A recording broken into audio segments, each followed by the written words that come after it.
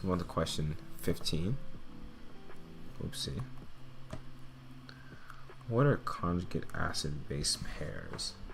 So actually, the best way to actually write this out is just by writing a generalized formula, okay? And this formula I like to think of, okay? HA, actually let me just write the question first.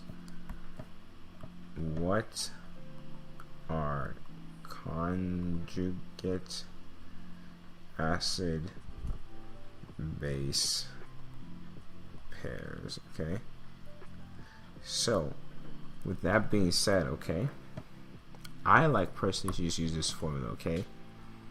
HA, so it's H with some, I guess, molecule attached to it, the hydrogen plus that, okay, dissociates to A minus plus H plus, okay? This is the formula I like to use right here. Very crucial. Most acid base, if not all, interactions can be broken down to the formula like this, okay? This is the conjugate acid.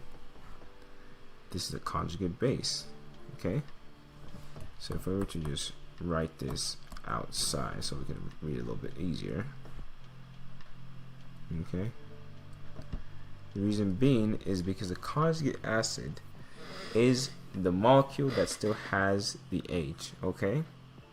So that is a conjugate acid. The conjugate base is the same molecule, but now it's missing that hydrogen, okay? So let's see what they say here in regards to it, just to make sure that we're on the right track at least. Talk more about the Bronsted-Lowry acids and bases and stuff in terms of giving the proton and taking the proton.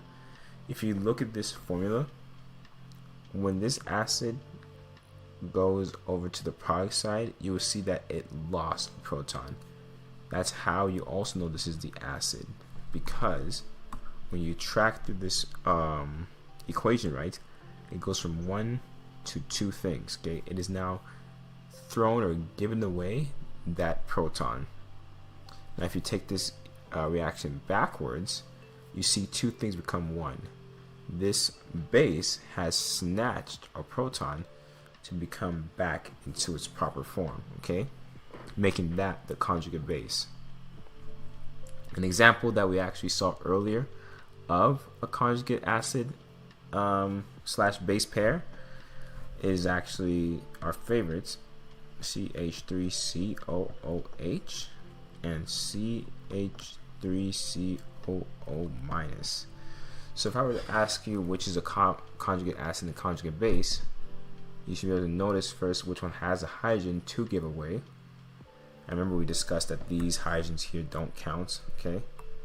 So based on that, okay, the only one that can give away hydrogen is this acetic acid is what it's called.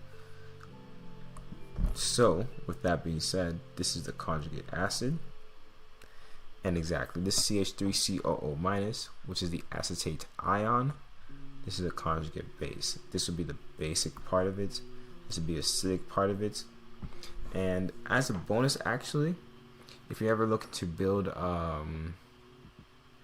buffer solutions, that's actually what you use. Not acetic acid specifically, but you want the H, you want a ratio of some ratio of HA and A minus. That is how you actually make a buffer solution. And I mentioned it this way because, for example, if you had let's see, exactly like CH3 COOH, and then you also had NH4 plus, this is not going to make a buffer solution because, for one, these are both acids, and 2, they're not even like their conjugate pairs. Even if I put NH3, now ammonia is actually a base, but this wouldn't make a proper buffer solution because of the fact that these are 2 different types of molecules. NH3 is not acetic acid conjugate base pair, okay, and that is what we're looking for here. NH3's base pair is NH4, and so that's that right there. Okay, so it's just important that if you ever want to make buffer solutions, you're not just grabbing any weak acid and a weak base. You need the weak acid and its conjugate base, just as how we've described here. Okay, so exactly, they mentioned it. HCl and NH3 react.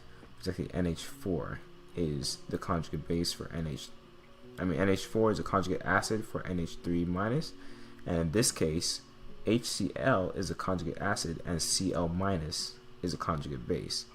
But that one can't be used to make buffer solutions because hydrogen chloride, I feel like I'm saying that wrong. Hydrochloric acid, there we go. Hydrochloric acid is a strong acid, and so when it dissociates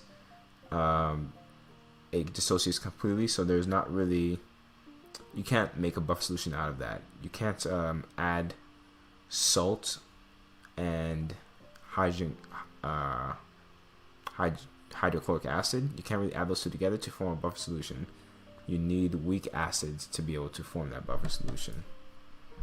But that's something we'll discuss later on in the future into more depth and detail.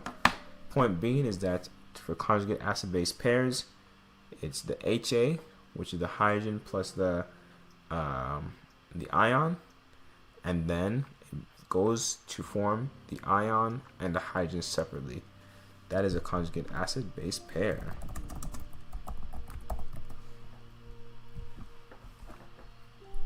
Okay, so let's go on to question 16.